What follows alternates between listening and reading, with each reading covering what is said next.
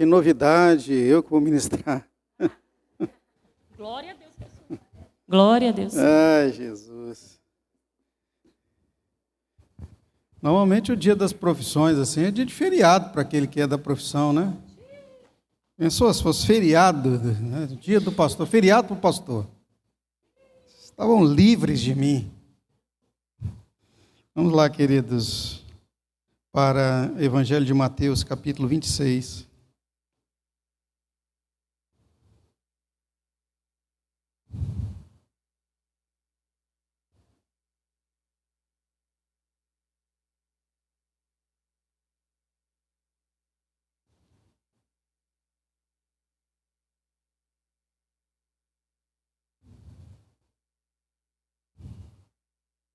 Quem achou diz amém.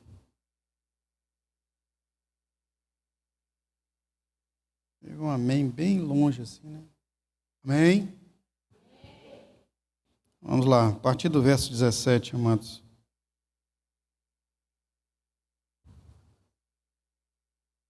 Diz assim: no primeiro dia da festa dos pães sem fermento, os discípulos dirigiram-se a Jesus e lhe perguntaram: onde queres que preparemos a refeição da Páscoa? E ele respondeu, dizendo que entrassem na cidade, procurassem um certo homem e lhe dissessem: o mestre diz, o meu tempo está próximo, vou celebrar a Páscoa com os meus discípulos em sua casa. Os discípulos fizeram como Jesus os havia instruído e prepararam a Páscoa. Ao anoitecer, Jesus estava inclinado à mesa. E enquanto estavam comendo, digo-lhes que certamente um de vocês me trairá. E eles ficaram muito tristes e começaram a dizer-lhe um após o outro: com certeza não sou eu, Senhor. Afirmou Jesus: aquele que comeu comigo do mesmo prato há de me trair. O Filho do Homem vai como está escrito a respeito dele. Mas ai daquele que o trai, melhor lhe seria não haver nascido. Então Judas, que o haveria de trair, com certeza não sou eu, mestre. Jesus afirmou: sim, é você. Enquanto comiam, Jesus tomou o pão, deu graças, partiu e o deu aos seus discípulos, dizendo: tomem e comam, isso é o meu corpo. E em seguida tomou o cálice, deu-lhe graças e o ofereceu aos discípulos, dizendo: bebam dele todos vocês, isto é o meu sangue, o sangue da aliança que é derramado em favor de muitos para perdão dos pecados. E eu lhes digo que de agora em diante não beberei deste fruto da videira, até aquele dia em que o beberei de novo com vocês no reino do meu Pai. Depois de terem cantado um hino, saíram para o Monte das Oliveiras. Podem assentar, irmãos.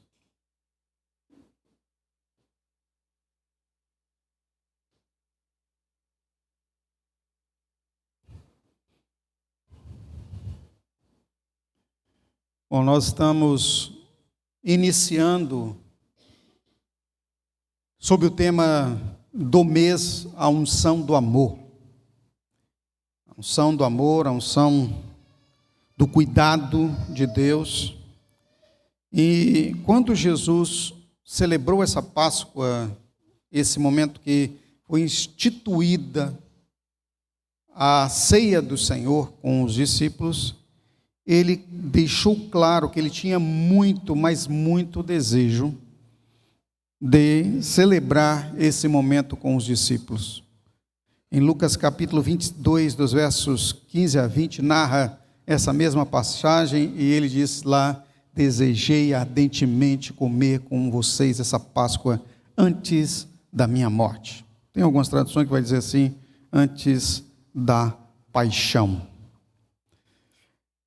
Durante esse mês nós vamos estar tocando sempre no cuidado do Espírito Santo para conosco, em dispensar seu amor, dispensar sua atenção e nos dar, amados, exatamente o suprir das nossas necessidades, tanto espirituais quanto físicas.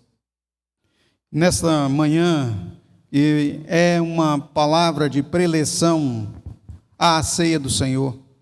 Eu quero aqui compartilhar com vocês sobre a forma deste amor, a forma do cuidado de Deus no Espírito Santo para conosco, quando ele diz que eu desejei muito estar com vocês. Bom, a primeira expressão desta forma é que o amor de Deus, em sua forma de se manifestar, em como nós o experimentamos, ele pode ser considerado profundo amor. O que seria qualificar ou adjetivar o amor como profundo? Quando nós falamos a palavra amor na nossa língua portuguesa, ela empobrece bem a palavra. No grego, da qual as escrituras foram escritas, a palavra amor, muitos de vocês sabem, ela não era simplesmente uma palavra. Ela era uma expressão que é traduzida por amor, mas em 3 palavras que definem claramente quais as vertentes do amor. E para a gente isso fica um pouco mais complicado de entendermos, porque a palavra amor, ela é, no sentido do português, lato, né? É enorme, abrange muitas coisas. Você pode expressar, inclusive, falar amor para uma coisa. Eu amo muito comer isso. Ou eu amo muito esse animalzinho. E já na língua originária do texto sagrado não era bem assim. Quando falava especificamente do amor de Deus, a palavra era ágape. Isso era uma expressão que tinha um sentido muito profundo. Não era o amor de irmandade, não era o amor também que se traduzia em sentimentos de paixão, igual, por exemplo, eu gosto muito de comer isso. Não é esse amor, é um amor de doação. A palavra ágape já expressa o que eu acabei aqui de qualificar como o amor de Deus, quando nós falamos o amor do Espírito Santo para conosco, o profundo amor. É o ágape. Diz respeito a Deus. E quando falamos dessa expressão, dessa forma do amor de Deus, tudo na prática se manifestou na cruz. Antes de ir à cruz, Jesus mesmo proferiu essa expressão aos discípulos: quem pode ter maior amor do que este, de dar a alguém a sua própria vida por aqueles que ele ama?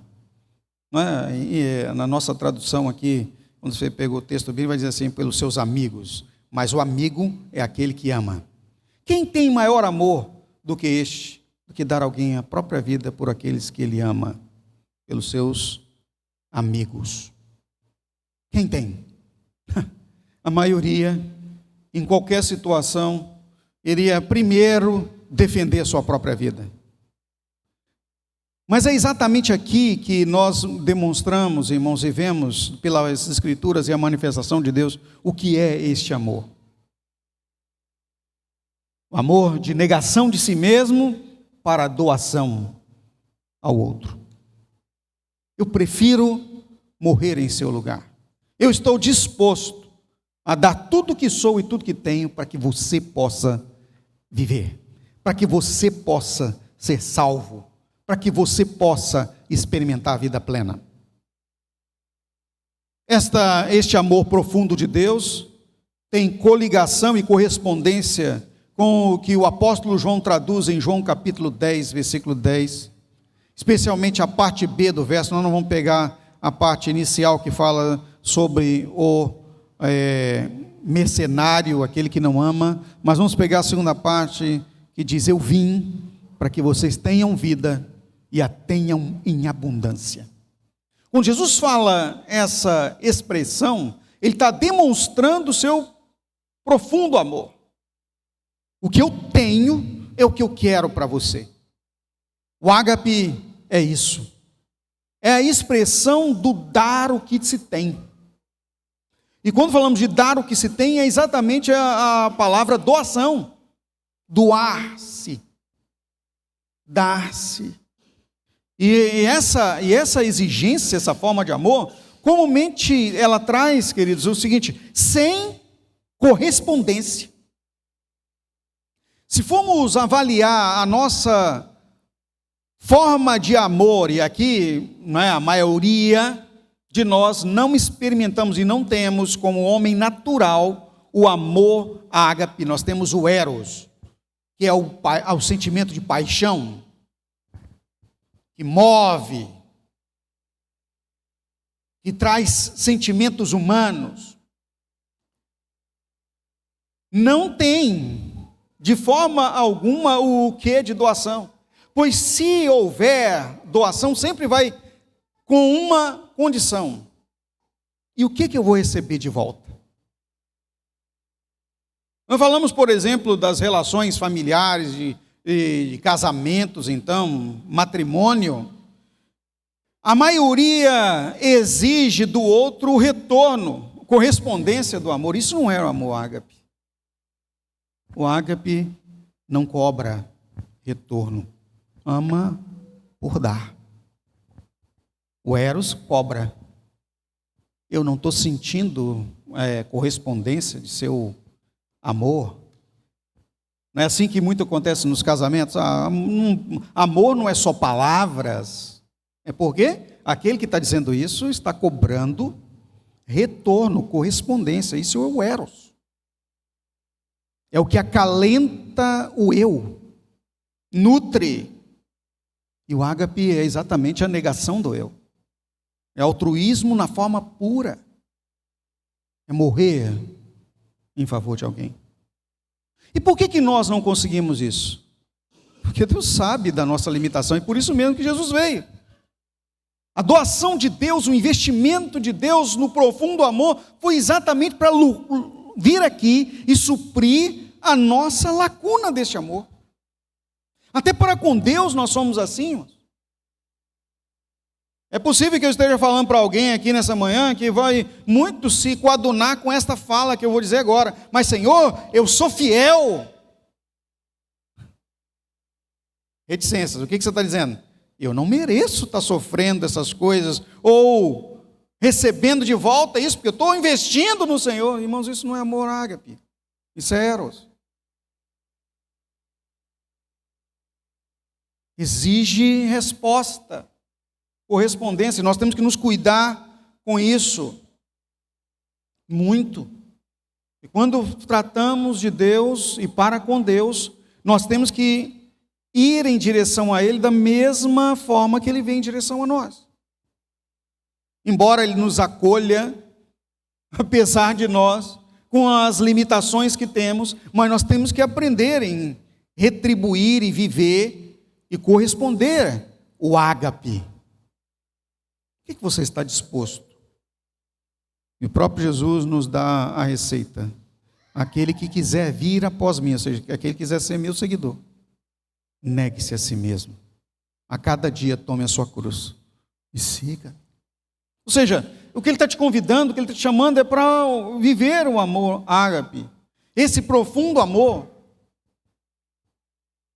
Quando vivemos isso, irmãos, nos dá o mover do amor de Deus em nos doar a favor de outros. Aquilo que você considera que é seu tempo, aquilo que você considera que é seu recurso, seu dinheiro, seu negócio, aquilo que você considera que é a sua capacidade em investir nas outras pessoas, sem esperar, sem exigir volta. E aí eu fui analisar aqui, nesse texto que nós acabamos de ler, da conduta dos discípulos neste momento da ceia do Senhor. É de estarrecer. Eles conviveram com Jesus o tempo todo doando-se, dando sem exigir nada em troca. Mas quando estão à mesa, Jesus fala, um de vocês vai me trair. E eles começaram a se perguntar, será que sou eu? E eu fiquei chocado com essa pergunta. Sou eu, Senhor? Irmãos, a pior forma de corresponder, ou na verdade de não corresponder com o amor de Deus, é nossa hipocrisia para com Ele. Em verdade, se formos olhar a conduta de todos os discípulos à mesa, todos eles qualificariam-se na posição de traidores. Todos estavam interessados em si mesmos, em receber de Jesus uma resposta quanto ao investimento, a forma como eles estavam se conduzindo no relacionamento com Ele. A pergunta retórica que fizeram para Jesus: Senhor, sou eu por acaso? Era exatamente essa hipocrisia manifesta numa palavra que parecia ser uma palavra profunda de sentimento, de compaixão, de realização, de correspondência com o amor de Deus. Mas é óbvio que não. Eles estavam se afirmando perante o Senhor. Não sou eu. Não sou eu. É como que no momento em que acontece algo ruim à nossa volta, a primeira posição que venhamos a tomar para recebermos aprovação é a negação de que você não se envolveu naquilo. Não fui eu. E isso nos vem, queridos, desde criança. Vamos aqueles, os irmãos, por exemplo, quem tem irmãos, está lá, os irmãos na sala, ou então acontece alguma coisa, pá, quem foi? Não fui eu. Imediatamente o que você está procurando é a aprovação. A questão, nesse caso, não é essa. Jesus não perguntou a eles quem iria ser ou quem deixaria de ser. Ele já disse que ele sabia que era um deles. Queridos, aqui é que está a nossa relação com Deus, que nós temos que nos aprimorar, entender e participar de uma coisa profunda que é o amor de Deus. Deus sabe quem você é. Ele sabe tudo que você é. Quando eu falo Ele sabe tudo, Ele sabe 100% do que você é. Não tem como esconder. Não há como desvencilhar. Nós precisamos de tomar uma posição diante de Deus de desnudos. Porque se assim fizermos, nós não vamos esperar receber dele nada em troca, porque ele já nos deu tudo. Pensa você, como que você vai querer receber alguma coisa de alguém que já te deu tudo? Não é um contrassenso? Ilógico? Mas é assim que nós fazemos com Deus. Ele já deu tudo. E o tudo dele é Ele mesmo. Ele já se deu para você. A questão toda é que está tudo posto, mas exatamente por não conhecermos o ágape, nós ainda achamos que ainda falta alguma coisa. Porque com o eros, com paixão, com desejo, com vontade, sempre vai estar faltando. E aqui eu quero chamar a sua atenção exatamente porque que o grego chamava o eros. Era um deus. Deus do desejo. Quando tratamos desse amor, que não é o profundo amor de Deus, o ágape, nós estamos tratando de paixão humana.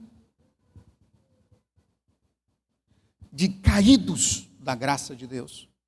De afastados do amor de Deus. Se você nutre esse tipo ou essa forma de amor, que você precisa ter para dar, você não entendeu o amor de Deus. Você não entendeu quem é Deus. E nessa manhã, sabe o que Deus está dizendo a você e a mim? Abram o seu coração. Dá um refresh em sua mente. E deixe o Espírito Santo trabalhar em seu entendimento. Sabe o que acontece, amados? Quando somos assim, você pode ser falho. Você pode ser fraca. Você pode ser fraco. Você pode ser o mais miserável. Você pode se qualificar como aquele que não tem nenhuma possibilidade de Deus te amar. Mas Deus olha para você e diz: eu amo, ainda assim, eu te amo. Ainda assim, estou disposto a investir em você. Não importa como está, não importa quem será, não importa para onde você vai, eu amo você. Uau! Então, para com esse negócio que eu preciso me provar para Deus. Não tem como você se provar para Deus. Já viu aquela frase que nós falamos sempre assim com Deus? Senhor, eu preciso melhorar. Sabe quando você vai conseguir melhorar? Nunca. Agora, o que você tem que fazer é: eu tenho, eu devo, eu vou me render ao amor de Deus. Eu vou me entregar nas mãos do potente amor. Mas quando você ainda acha que vai fazer alguma coisa para ter o amor de Deus, o investimento de Deus na sua vida, é porque você está entendendo o ágape como eros. O ágape não se importa com o que você é e nem tem a ver com o que você faz. Tem a ver com Ele. É Ele. Deus te ama porque Ele é amor. Deus é ágape. Ele investe em ágape em você porque Ele é ágape. Deu para entender ou não? Então não importa o quanto você faça para Deus, isso Ele não olha. Ele olha o quanto Ele faz e fez e já deu por você. Quando eu aprendi isso, irmãos, eu descobri que eu não preciso buscar a aprovação de Deus, porque por Cristo e em Cristo Ele já me aprovou. Nessa forma de entender o amor de Deus, nós aí podemos sim chegar na compreensão de que nós temos que nos negar mesmo para viver com Ele. É por isso que Ele diz: quem tem amor como este? Quem pode viver ou sentir dessa forma? O ser humano não pode. Ele já fez isso por mim e por você. Então, a forma que eu tenho para corresponder com o amor de Deus não é outra coisa a não ser gratidão. Gratidão e negação do meu eu, do meu desejo, do eros que me corrói, da paixão. Esta é a decisão que eu tenho que tomar. Quando eu tomo essa decisão e eu não consigo me livrar dela pelo meu próprio esforço, eu tomo a decisão de abrir espaço para o Espírito Santo trabalhar em mim. O ágape me enche, o ágape me toma, o ágape vem e habita em mim. Ou seja, vós sois o templo do Espírito Santo, a morada do Deus vivo. Aleluia. Porém, o ágape também ele é entendido, irmãos, para você ver a forma do amor de Deus e a nossa compreensão diminuta, e que é por intenso cuidado. Veja que sempre as palavras, aqui as expressões têm que ser duplas. Profundo amor, não é? Poderia ter usado a palavra aqui, extremo amor, mas eu não gosto muito da palavra extremo. Então, profundo amor e intenso cuidado. O adjetivo intenso aqui, né, que qualifica como muito grande, demais, traz de Deus o seguinte, que Ele está sempre investindo. Manhã, tarde, noite, madrugada. Na rua, no trabalho, onde você estiver, Deus está investindo em cuidar de você. Quantos livramentos, quantas as possibilidades de sermos afligidos e o Senhor está à frente. No trânsito, no meio de um tiroteio. E só tem uma coisa, você só será atingido se Ele quiser que você for atingido e tiver algum projeto nisso. Salmos de número 91, a palavra de Deus traz-nos uma garantia deste intenso cuidado, quando ele diz: 1.000 cairão ao teu lado, 10.000 cairão à tua direita, mas você não será atingido. Como é que nós podemos viver isso, esse investimento, esse intenso cuidado de Deus? Fé. Eu preciso crer nisso. Eu preciso estar disposto, sabendo que Deus está à frente, no controle.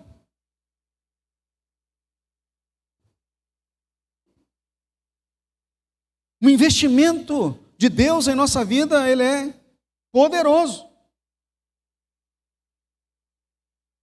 Eu exerci uma profissão, queridos, que alguns de vocês não sabem, mas eu estive em inúmeros momentos em perigo de vida. Quando eu falo aqui perigo de vida, na verdade é perigo de morrer. Né? Perigo de vida é uma maravilha, né? Você está com perigo de viver, olha que maravilha. Não, é perigo de morrer. Inúmeras vezes. Eu não sei se vocês conhecem essa atividade, mas eu fui técnico de eletrônica e fui contratado por empresas que prestam serviços a bancos e até trabalhei no grupo Itaú, prestando serviço em cuidar das máquinas de alto atendimento. Essas máquinas que você passa cartão ou vai lá e tira dinheiro vivo. Só que não tem a expressão, eu trabalhei na época que se amarrava cachorro com linguiça, essa brincadeira que se faz. Naquela época em que se instalaram as primeiras máquinas, quando passou-se do manual, daquelas máquinas manuais, para as primeiras máquinas eletrônicas. Trabalhei em várias instalações, eu ficava à disposição dos bancos 24 horas por dia. Tinha, naquela época do bip, né, eu dormia em casa com um bipzinho do lado da minha cabeça, porque na hora que chamava qualquer horário eu tinha que sair. Isso foi uma bênção financeiramente para mim, porque eu realmente não posso reclamar. Deus me abençoou. Mas era tenebroso. Eu me lembro que quando consertava uma máquina, irmãos, ficavam 3, 4 milhões de reais. E eu sentado em cima da pilha de dinheiro consertando máquina. E isso o que atraiu? Assaltantes. Inúmeras foram as vezes, nem meus pais ficaram sabendo disso, eu evitava até de falar, que eu tive a arma na cabeça, na nuca, no meio de assalto no banco, passando pela porta e tiro para dentro, tiro para fora, me jogando no chão. Uma vez até os meninos que trabalhavam comigo me apelidaram de Neo do Matrix. De tanto desviar de bala, né? Parecia que era comigo que aconteciam as coisas. Eu tive assalto no Banco Brasil, em Jacaraípe, onde morreu o assaltante. Eu estava no meio do tiroteio. Tive assalto no Banco Bradesco de Guarapari, que deram uma coronhada na cabeça do meu colega e mataram o gerente. Dentro da Vale, o assaltante chegou na minha cara, no Banco Real, e me colocou abra o cofre. Eu falei, não, o gerente é aquele lá, eu só estou aqui consertando as máquinas, o gerente ficou bravo comigo. Foram inúmeras vezes. Um dia eu tinha acabado de mexer numa máquina dessas grandes, 24 horas, tinha mais de 3 milhões de reais. Quando eu virei a chave do cofre, né, porque colocamos o dinheiro e eu fechei e a luz saiu de vermelha para ver, de tufo eu senti na minha nuca. Abra o cofre. Eu até falei, ué, aqui dentro do banco tem alguém brincando, né? Eu olhei para trás, camarada de terno e gravata com uma arma daquelas brilhantes na minha cabeça. Falei, meu amigo, não tem como abrir, eu vou te matar. Agora só abre daqui a 40 minutos, se a gente passar uma ligação para São Paulo. Recebemos de volta a contrassenha e consegui abrir. E aí o cara deu uma coronhada na cabeça do meu colega e deu um chute nele e jogou ele para trás do cofre. Irmãos, nós só morremos quando Deus decidir que vai morrer. Eu perdi as contas. Se eu fosse contar todas as vezes que eu fiquei igual, né? Eu saindo do banco, tinha umas bandeirolas na área de lanche, e eu gostava de bater naquilo e brincar como se eu estivesse no faroeste. No dia eu bati aquilo assim, dei de cara com um cara com uma arma apontada na minha cabeça. Eu achei que ele era polícia. Falei, algum problema? Ele, cala a boca, é um assalto. Na área que eu estava era a área de alta segurança, era a área dos cofres. Sabe aquelas coisas de filme que você só vê mesmo em filme de bandidagem? Vem um camarada com 2 sacos de dinheiro, dessa altura, saindo de dentro do cofre central da agência de Vila Velha, jogou por cima do balcão, bateu a mão e pulou e deu aquela risadinha de demônio. E a arma na minha cara. E o gerente com a arma na cabeça. Não, é funcionário do banco e tal. E quando saíram na porta, 3 foram mortos. A única coisa que nós fizemos foi nos jogar e esperar o tiroteio acabar. Quando eu larguei essa profissão e me tornei pastor, irmãos, eu estava saindo da igreja, era pastor na igreja de Betel, em bairro de Fátima, estava tendo um culto de jovens. Naquela época nós tínhamos quase 300 jovens e eu era o pastor deles. A rua ficou lotada. E um problema, a igreja saindo lotada de jovens e na rua estava acontecendo uma festa junina e lotado de jovens do mundo.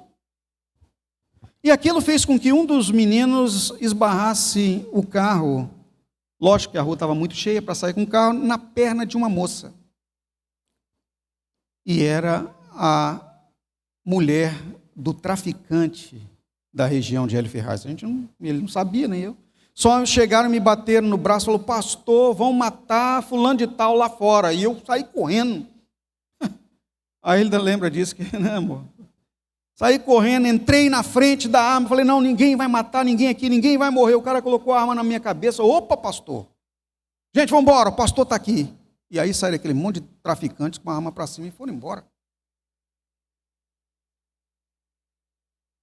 Depois que tudo passou, eu, conversando com ele, falei: amor, que loucura, né? Nós nem sabemos, nem sabia o que estava acontecendo. Eu fui lá, me meti no meio daquele negócio lá, mas depois, sabe o que aconteceu, irmãos? Eu fiz o velório dele.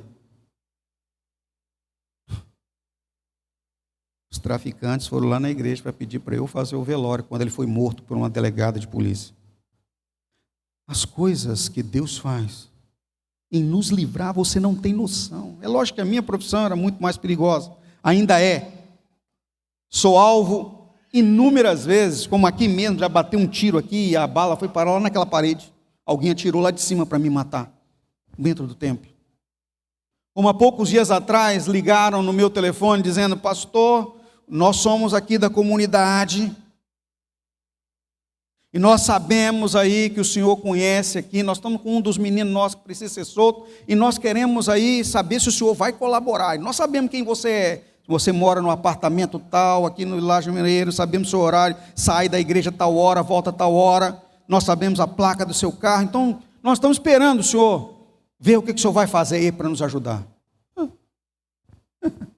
Falei: eu estou aqui ajudando a comunidade, eu já prego, já oro, você quer que eu oro por você? O senhor não está entendendo, pastor? Eu vou mandar alguém aí para buscar o dinheiro agora. Falei: naquela hora, irmãos, vou ser sincero, senti medo. Você acha que você não sentiria? O camarada falou tudo, falou nome da minha esposa, nome da minha filha, meu endereço, qual era meu carro. E eu fiquei sabendo depois que era um golpe, que o sujeito ligava não sei de onde. A única coisa que eu pude fazer é orar ao Senhor e falar: olha, meu amigo, além de chamar ele de amigo ainda, meu amigo, eu não tenho dinheiro. E não vou te mandar dinheiro nenhum, porque eu já faço tudo o que eu tenho que fazer em favor da comunidade. Eu vou orar por vocês. O senhor está brincando? Não estou não. É isso mesmo que eu posso fazer. E quando eu desliguei, a primeira coisa foi ligar para o segurança Batista, que está aqui da frente. Batista, você sabe dessas coisas que estão acontecendo aqui? Acabei de receber uma ameaça grave aqui. Ele falou: pastor, abre um boletim de ocorrência. Onde o senhor está? Eu estou em casa e estou indo para a igreja. Espera aí que eu vou aí para te acompanhar. E ele veio, me acompanhou, ficou aqui. Era um dia de trabalho que eu tive aqui na igreja. E nunca aconteceu nada. Sabe por quê que nunca acontece nada, irmãos?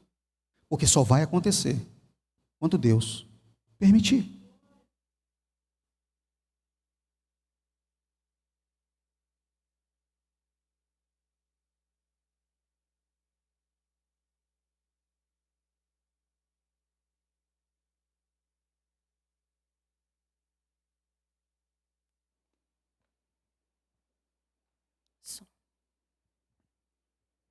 só vai acontecer quando Deus permitir. Sabe qual é o nosso problema em relação a essas coisas, irmãos? É que se estamos envoltos em eros, em paixão, em sentimentos, recuamos,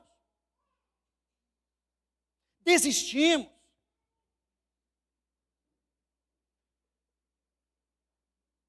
Talvez o que me motivava quando eu trabalhava secularmente era um bom salário. Embora nunca me pagaram periculosidade por estar sempre à disposição do ladrão. Mas no reino de Deus, enquanto nós estamos aqui no mundo, irmãos, é periculoso. Ou seja, tem perigos. O apóstolo Paulo, quando estava navegando, passou por um naufrágio. E se não bastasse, depois de Deus os livrar do naufrágio, vem ele para cuidar daqueles que estavam ali perto. Ele chega, faz junto com uma fogueira, chega a mão próximo ao fogo e uma cobra venenosíssima das regiões das ilhas gregas pica sua mão. Naquela região, as víboras são terríveis. Qual era a expressão de todos à sua volta? Vai morrer. Mas Deus decidiu que não era a hora. Há poucos dias atrás eu estava em uma visita em um hospital, até com o irmão do pastor Miguel, que veio aqui na igreja algumas vezes. E a situação dele era muito grave. E ele testemunhou para mim, dentro do hospital, sem nem ter me reconhecido, não me reconheceu naquela hora. Ele não sabia ainda quem era eu. Meu pai, o pastor Miguel, estava lá. E ele disse, Deus disse que não era a minha hora de morrer, por isso eu voltei. Deus apareceu para ele e falou, olha, não, você não vai morrer agora. Eu decido que você vai voltar. O intenso cuidado de Deus, irmãos, tem essa conotação. A nossa vida, tudo que nos cerca, até mesmo as nossas necessidades, estão todas elas, diga comigo, 100% na mão do Todo-Poderoso. Amém, amado?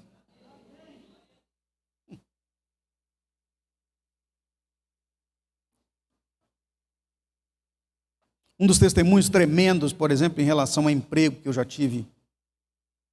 Quando eu estava no seminário, eu precisava pagar o seminário. Não tinha emprego. Era uma época difícil. Muitos, eu acho que de vocês nem ouviram falar governo Itamar Franco. Imagina um negócio desse. Época difícil. Hiperinflação. Não tinha emprego para ninguém. E eu já tinha distribuído currículos para tudo quanto é lugar. Eu tinha voltado para o Espírito Santo, numa manobra que Deus me mandou fazer e me incentivou a fazer, porque não era para eu fazê-la, era para eu estudar em Minas Gerais. Talvez você nem me conheceria se eu tivesse ficado por lá, na época. Mas eu vim para cá, senti de Deus que era vir e vim estudar no seminário aqui, enquanto os melhores estavam lá. E eu já estava praticamente matriculado em um.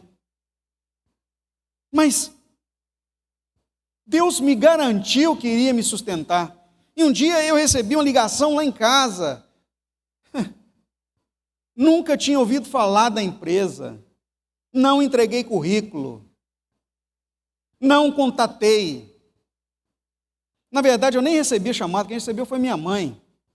Tem um recado para você aí, uma empresa. Falei, uai, qual é o nome da empresa? Essa? Não vi falar não. Eu tenho aqui anotado todas as empresas que eu mandei currículo, que eu entrei em contato, essa aí não. E quando eu cheguei lá, a pessoa tinha todas as informações a meu respeito, mas eu não tinha entregue currículo. Perguntei, alguém entregou? Não sei. Temos aqui as informações. Nós não temos currículo, mas temos aqui, você estudou em tal lugar, você estudou em Belo Horizonte, tal, formado em eletrônica, e nós estamos precisando de alguém para trabalhar aqui assim. Nunca fiquei sabendo quem me indicou naquela empresa. Naturalmente, né? Porque não foi natural, foi espiritual. o Senhor preparou e arrumou um emprego para mim. Foi exatamente nesse emprego que eu tinha um uniforme bonitinho, que a Elida achou que eu era bonitinho. Foi nesse emprego que eu comprei meu primeiro carro, foi nesse emprego que eu comprei o apartamento e foi nesse emprego que eu casei com ela. Então, quando Deus está tratando com você, Ele está dando a você o cuidado intenso que você não tem noção do que Ele está fazendo. Mas sabe como é que nós vamos valorizar isso? Por fé. Por fé. Devolva ao Senhor o crédito que é devido a Ele, a adoração que é devida a Ele, tudo que cabe a Ele. Para finalizar, irmãos, Deus também, nessa forma de amor, Ele traz a nós extensa proteção. E aqui eu não estou falando só de proteção física.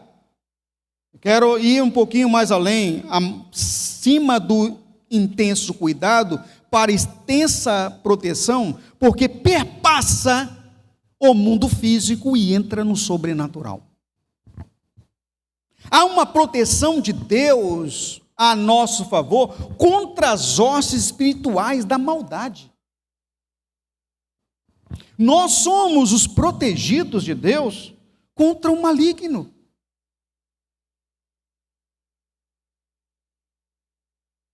Repita assim comigo.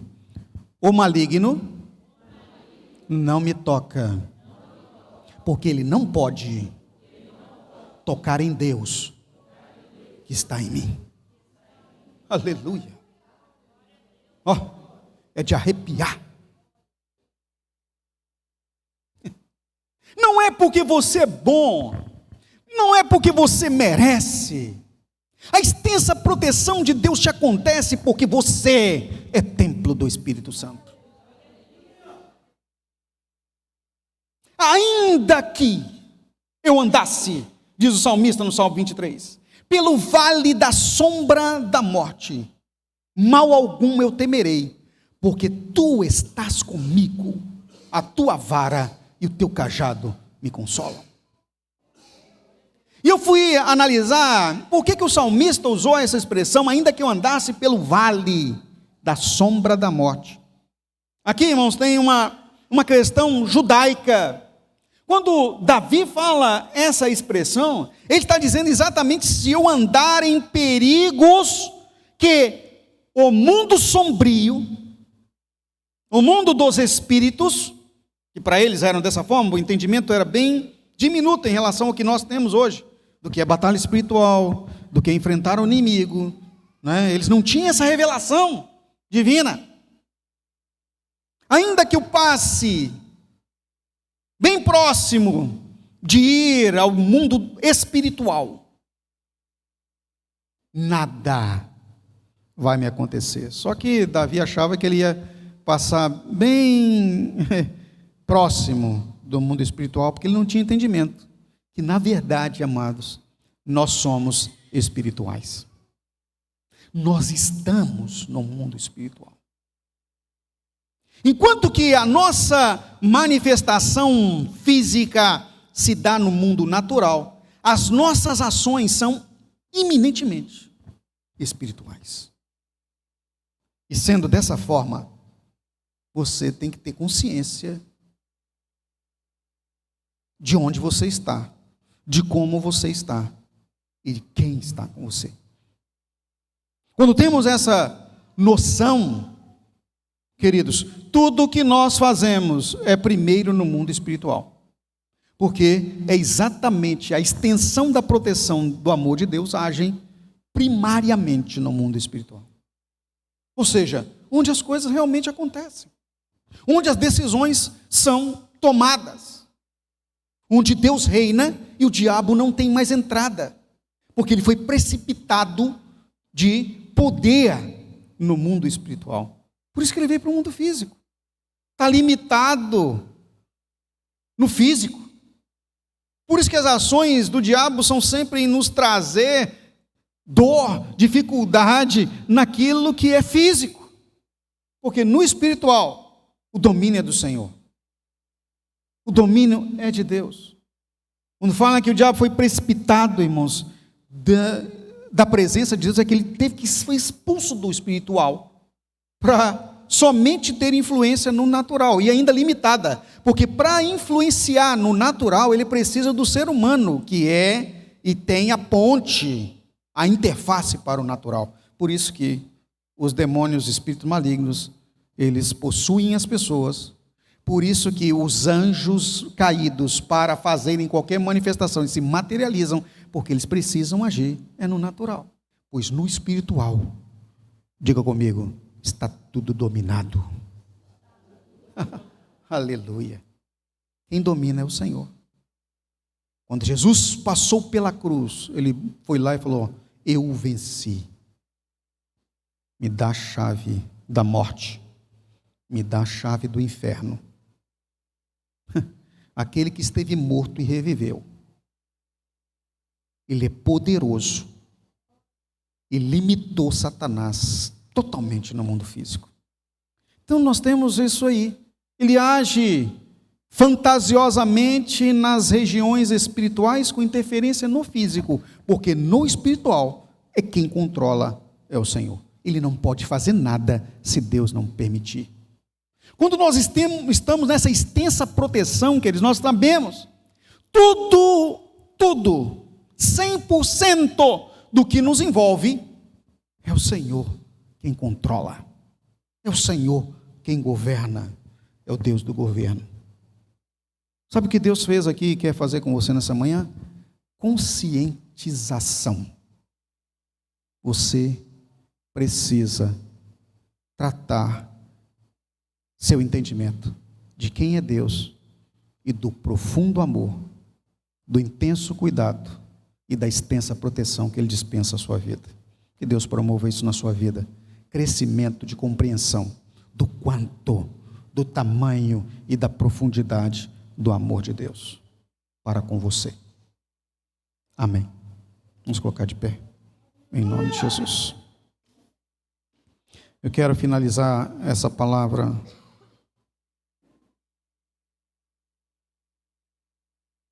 com a carta do apóstolo Paulo aos Romanos.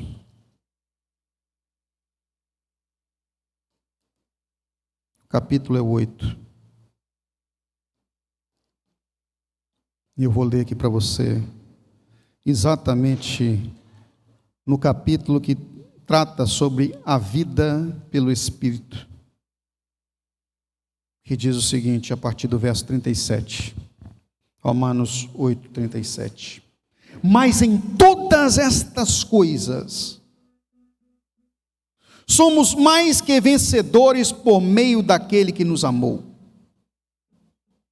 Porque eu estou convencido de que nem morte, nem vida, nem anjos, nem demônios, nem o presente, nem o futuro, nem quaisquer poderes, nem altura, nem profundidade, nem qualquer outra coisa na criação será capaz de nos separar do amor de Deus que está em Cristo Jesus, nosso Senhor.